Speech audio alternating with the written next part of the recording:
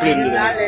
பனியிலையும் வெயிலையும் கடந்த ஐயா எங்க நிலப்பலம்னா துவைக்கு வாங்கிதான் குடிக்கா எல்லாம் போட்டிருந்தேன் ஐயா. அதுவும் பல எங்க குறைய யாருமே ஏத்துக்கல ஐயா. பனியில இருந்து கொசுல உட்கார்ந்துருக்க ஐயா.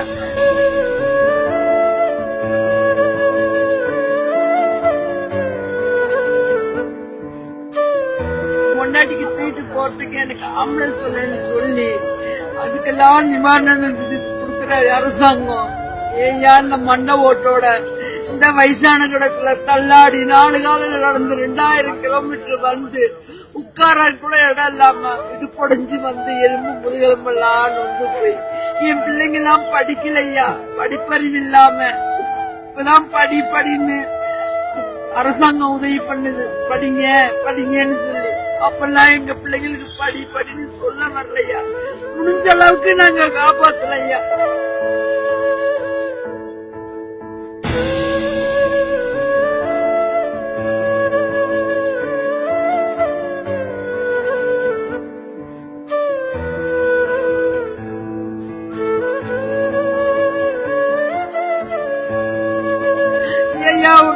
கொடுக்கிற 10 லட்சம் ரூபாய் கொடுக்கிற சுமந்துட்டு போல பணத்து கொடுத்தது பலியானது 400 பேருக்கு கொடுத்துருக்காமே. எங்க விவசாய கடனை தள்ளுபடி பண்ணலாமே.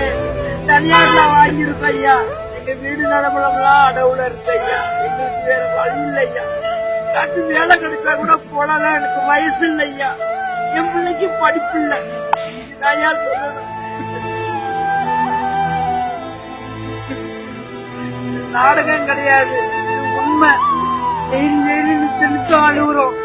ஆனா இன்னைக்கு ஒரு 4 பேர் பார்க்கணும். எங்களால எங்க பஞ்சம் எல்லாம் தீரணும். அதான் என்னுடைய கோரிக்கை. எங்க கோரிக்கை நீங்க தான் நிறைவேற்றணும் ஐயா.